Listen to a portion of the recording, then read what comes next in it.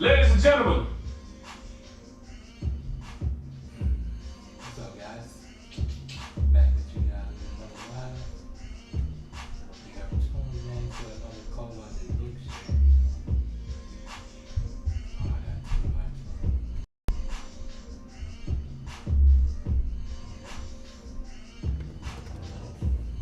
Y'all can't even hear me.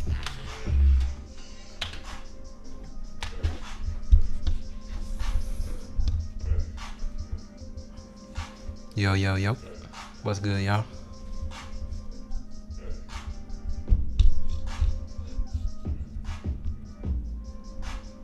How y'all hear me now? Y'all feel me? Y'all hear me? Back in with another live for the ColeLogic BookShare. We done made it to chapter 4. If you done seen the title of the video already.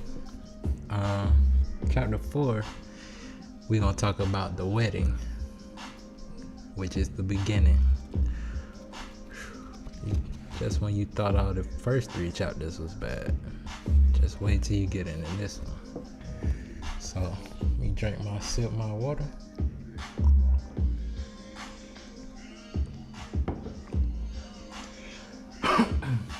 Excuse me, guys.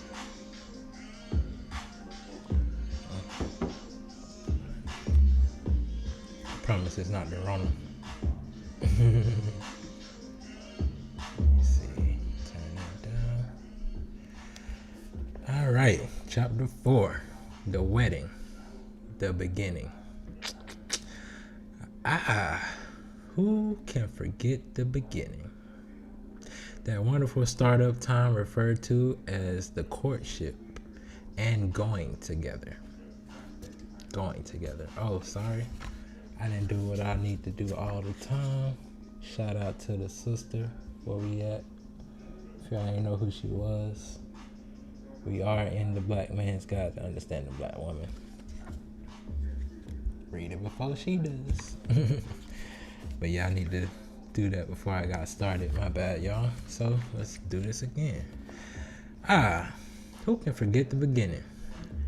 That wonderful startup time referred to as the courtship and going together, in quotations. This is the period when the black woman is the most cooperative and malleable. It's that wonderful and glorious state when tender loving attraction is at its peak. During this time, the black man and the black woman cannot stay apart. It is too painful to be away from each other for an extended period of time. Every touch is magic, every glance is ecstasy, and the delicious exploration of sex is brand new. Spine-tingling excitement, overwhelming enjoyment. How could it ever end? The finally, the anticipation, the perpetuating desire of new love. The black woman stares into the admiring eyes of the black man and reflects his loving gaze with worshiping innocence. Her eyes give the temporary and false promise that she will always remain in submission and feel lucky to have her man's love. She is agreeable, complimentary, affectionate, and giving. Nothing is too good for her man during this period. Life and love are sterling pure. Magnetic attraction is in its force, and neither side is able to withstand the pull because they created it. The more lies are told during this stage than will ever be told again. The black woman spares no expense or energy to convince the black man that she is the mate for him. Naturally, he believes her because he wants to. She makes him feel like a king. She is alluring and soothing. During the lengthy courtship, she is available and willing to try anything the black man suggests. She is thoughtful in sending him cards and little love notes, taking time to do special little favors for him. His favorite meal, his favorite color, his favorite treatment, expressed using her favorite plot. Her flexible and happy behavior turns out to be a gross misrepresentation of how she really is. After the point when she feels confident she has the man, she starts to take a kind of inventory. She memorized and cataloged all of her man's little idiosyncrasies that she plans to change. She believes she will be able to change the black man by subtle prodding and sweet requests. Sometimes these changes are monumental rearrangements of his personality that he has had all of his life. Nevertheless, she thinks that he can change, and she does not doubt that she is the one to change him. The black man knows nothing about this plan and believes that she accepts him as he is, just as he has accepted her. It may take quite a while for the initial passionate attraction to subside, and its fun-filled time of dating, dinners, travels, calls, and uninhibited sexual play. The black man thinks that her attention and interest will last indefinitely. The black woman knows that they will not. She weans him slowly using excuses and justifiable sounding explanations. When the black woman becomes busy with normal life activities, the first thing she gives up, eliminates, or sacrifices is loving attention to the black man. She believes that after she gets him, he is expendable and adult, and should understand when she has more pressing things to do. If anything has to be squeezed in, it's him. If anything, he has to be squeezed out. It's also him. Instead of his care of being paramount, it becomes something the black woman does on the run. Wow.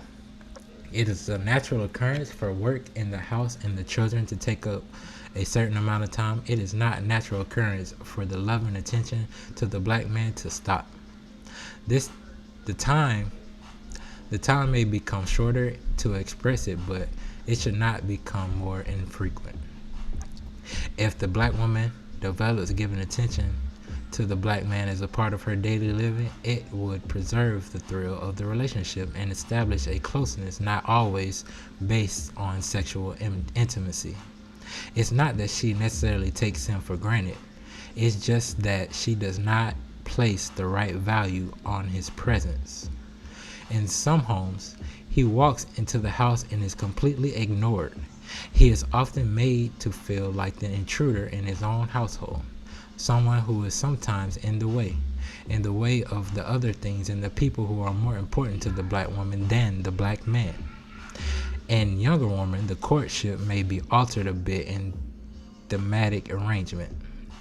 If she has ideas about having some female macho equality, she might start out from the beginning letting the black man know that she has no intentions of catering to his every whim or any of his whims. She doesn't think it's her responsibility, and she thinks that every man should do for himself like she does for herself. She has very prolific sounding explanations about why she feels the way she does. Take it or leave it. He should leave it. She does not feel that her attitude will have impact on the success of the relationship. She is just exercising her options and believes her choices to be minor and harmless. She is interested in having a black man, but not interested enough to put any special act for him. Enough to put on any special acts for him. Certainly no encores or repeat performances. Now, we get into the wedding ceremony. For the contemporary black woman, big, expensive, elaborate weddings are in.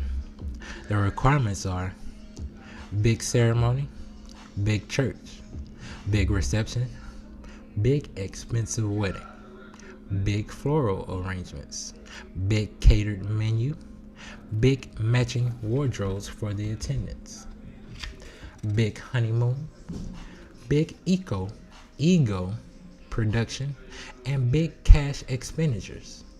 But this is the black woman's shining hour.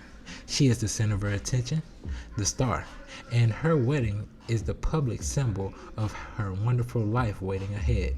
It is a glorious tribute to her big announcement that I got him. The black man cooperates and participates in all of this hoopla because he is prompted by both families and mostly because he wants to please his woman. She not only wants it, she demands it. Although his nature may tell him that it is too much money to spend on a public agreeing in front of several hundred witnesses that they are now married, sometimes 5,000 to 50,000 or more is spent on the wedding affair, and a lot of this money comes out of the black man's pocket. Gone are the days when the women foot the bill for the entire wedding. That was a day for that? The black woman is not concerned with the financial strain, will beg, borrow, and charge to produce this show. Later on, when viewing the videotape of this main event, it may be difficult for the black man to believe that his woman could orchestrate such a synchronized attraction, but now finds it impossible to get dinner on the table every night at a reasonable time. Sometimes the woman may look at the tape over and over again, remembering what she may describe as the most beautiful period of her life. Sometimes the man gets lost in the shuffle of the wedding plans and finds himself standing around trying to figure out his part in this. Usually, several family fights and disagreements occur on both sides before the grand day takes place. They rumble. After the honeymoon, the couple returns home to start living out the black woman's dream of a married life. She immediately takes on the rest of the job of trying to set her life in order. It is also at this time that she completely relaxes and let the black man know bit by bit that she expects him to carry his part of the load and make a few changes. Now that they are really married, now comes the real deal. Few black women cross the threshold of marriage without a carefully outlined mental plan of how she intends to change her man to suit her wishes. She sees marriage as the contract whereby she can be herself, the wrong self. She believes that the only way to maintain control of her life is to maintain control of her man. The control starts by trying to keep up with him, to know his whereabouts at all times. Often she'll ask questions about where he's been and then sneakily ask him the same questions at another time to see if he'll give the same response. One of the worst mistakes the black man can make when living with a black woman is to start out telling her every step he takes when he's not with her. The first time she tricks him into answering, she will expect an explanation from then on. The reasons she uses to pry into his comings and goings are: 1. I worry about you. You could at least call. 2. You ask me where I go. 3. Because I have a right to know. I'm your wife, woman. 4. Somebody was looking for you. 5. So I'll know what's going on and what's happening. 6. Because I just want to know.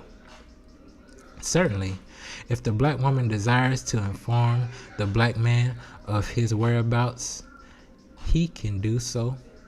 But the problem in trying to comply with her slanted curiosity, which is really interrogation, is that the black man can never be sure of which point in the deposition he will give the wrong answer and put her in a mental hell that may last for days. I might have to read that again. Certainly, if the black man desires to inform the black woman of his whereabouts, he can do so. But the problem in trying to comply with her slanted curiosity, which is really interrogation, is that the black man can never be sure of which point in the deposition he will give the wrong answer and put her in a mental hell that may last for days. Her question represents distrust and insecurity. She spends a lot of time during her day thinking of ways to bust the black man. She will worry over any unsettled details and could the atmosphere with suspicion and doubt, the two baneful emotions in her relationship. Although she won't admit it, her position is that if you ain't with me or a crowd of witnesses, then you must be doing something wrong. And if you ain't with me, then you must be with somebody else. Or, how come you can't tell me where you were? She does not really believe what she doesn't know can't hurt her. Everything hurts her. And she thinks it's the black man's fault.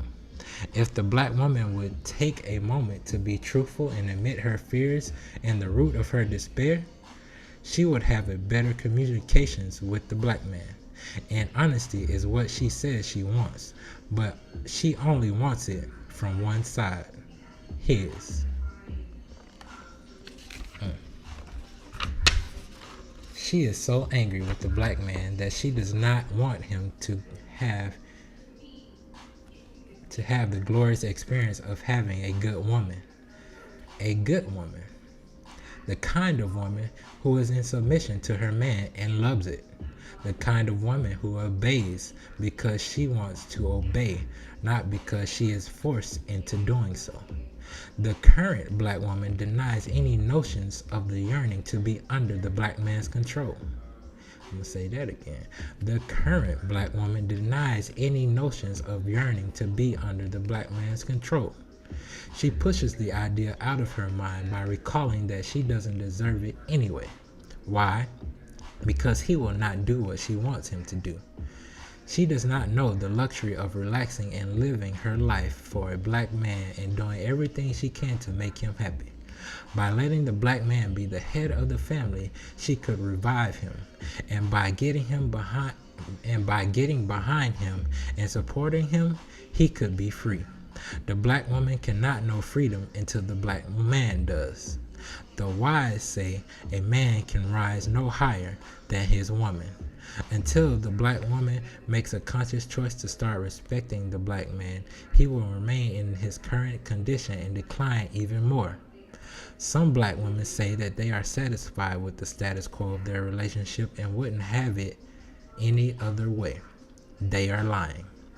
They are just trifling and enjoy quibbling and use these tactics to delay the inevitable for as long as possible.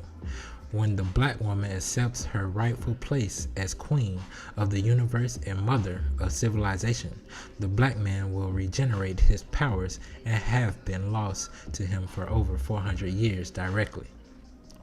The black woman should not mimic the ideas and attitudes of Western civilization. The white man clearly understands that the preservation of the family order is what allows him to rule the world. The fact is not hidden knowledge. When the standards that preserve civilization are disregarded, the result is a do-your-own-thing, reckless and disorganized existence. The domestic crime rate in America bears witness to the breakdown of the family structure and the demise of the traditional values that preserve peace between women and men. The ceremony.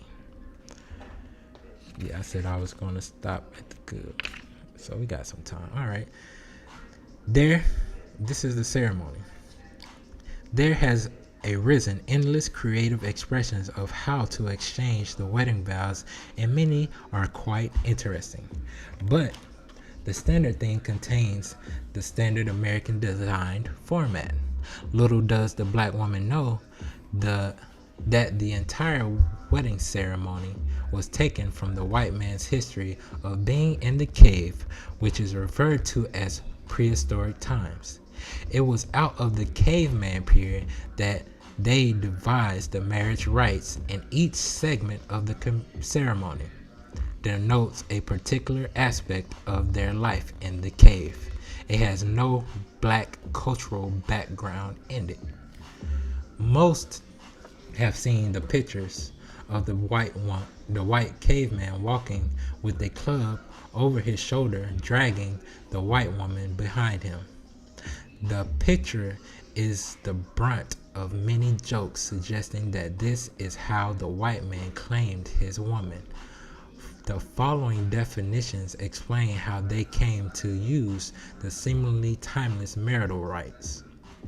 The ring is a symbol of the rope cord or vine which used to tie up the woman, the bride, in order to conquer her, and it was used to bind her wrists and ankles while kidnapping her from her tribe. This is done by the groom. The ring bearer is the man who went with the groom to steal the bride. He is the one who carried the extra rope. It took 2 to 3 men to pull this heist. The attendants.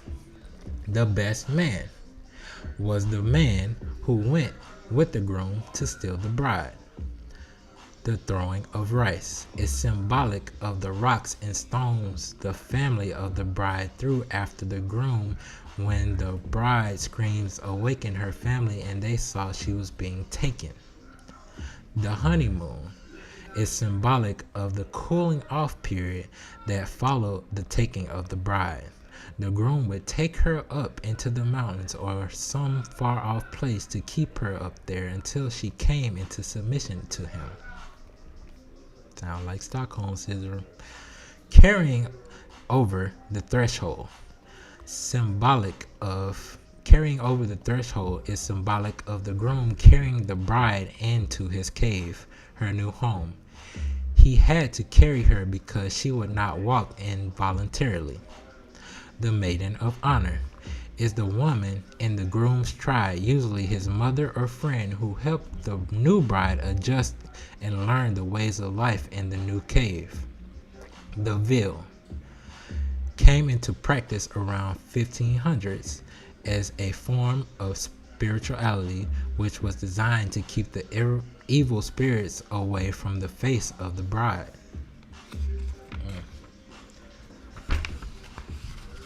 Hold up. Authentic page turning right here.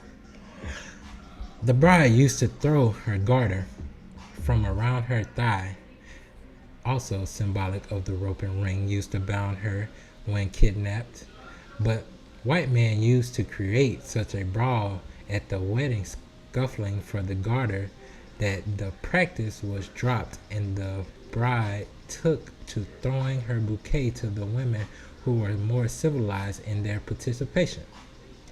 Few black women know what they are doing when they plan and host a big church wedding. She doesn't care. She should take the time to use her own history to have a wedding ceremony and make up her own vows. With all of the black woman's profanities about what marriage means, it is just an agreement between a man and a woman to be together and work in the interests of one. It is a commitment concerning daily living between both families. The idea of separating, moving away, cleaving to each other is not the idea from the history of blacks.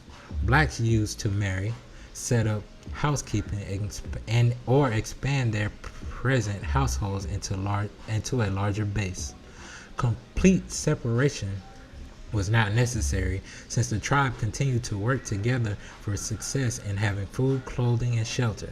Family ties were very strong, and it is not necessary for the man and the woman to give up either of their families just so they could be together. The extended family ties were kept intact. This also allowed the elder women in the tribe to help guide and assist the wife in adhering to the responsibilities of marriage. Today's black woman does not want to nor seek guidance about how to practice wifedom. She wants the separation so she can have the freedom to run her house any way she pleases, right or wrong. She rarely takes instruction about how to do this.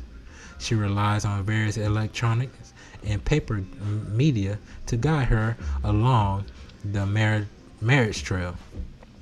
When she reaches bumps in the road, she seeks out advice of her peers who are also failing at the job of being a good black woman to a black man. When in a dead heat about getting married, the black woman may feel the vibrations of bursting surges of love for her man. A love she intends to carry balanced on top of her head, encased in a thin sheer sheet of glass. A love that will shatter and collapse at the slightest quiver. When the black woman commences to anticipate married, she may take widespread changes which are a trick. All of a sudden, she may get real wifey. She'll cook homemade meals, clean the house a lot, and perform any other feast designed to impress the black man into recognizing her as a good woman who can perform the necessary duties. She knows that this is the kind of behavior he wants from a woman who she kicks in from a woman, so she kicks in and does the thing she is sure will please him, and it does. Eventually, he will pop the question, except he really doesn't pop the question as much as the black woman makes the suggestion and leans on him until he agrees. The short period in which the black woman makes heaven for the black man proves that she knows how, and she does the right things for the wrong reasons. Her motivation is treachery and therefore short-lived. Her sometimes abrupt halt to the good treatment is a normal evolution to her, and she feels that he should have known what the deal is from the get-go. When the black man realizes he is not only being neglected but nearly ignored, the good sister may go to Nut City and appear baffled. She doesn't know what he means. Then she explains in great detail why things have changed. She sometimes gives him a choice between what duties he wishes her to perform, since she can't do both. This is wrong. The black man has every right to expect and solicit the black woman to perform her wifely duties to him and the family. The black man and the family, including the house, must have first priority. The black woman who believes themselves to be so modern as to dismiss the home as a place to bathe and change are suffering from a misunderstanding. The misunderstanding is that they must change with the trends instead of creating the trend that serves them best and protects the black nation. Any black woman who is not concerned with the black nation as a whole does not deserve to have a black man. And I'm going to stop there. We went a little over the 20-minute mark, but that is fine. This is a pretty long chapter. We're going to come back and start on page 43, where the good wife syndrome is going to be explained to us. Appreciate you guys following through if you are. Again, if you like the content that I'm doing right now and appreciate me reading this book to you while you're doing whatever you're doing through your day, please like, share, and subscribe, and drop a comment and let me know how you feel about the content or the things that I'm reading and how it applies to you. That being said, I appreciate you guys again, and that is the end of the ColeLogic BookShare. You are tuned in to the ColeLogic experience. Good night.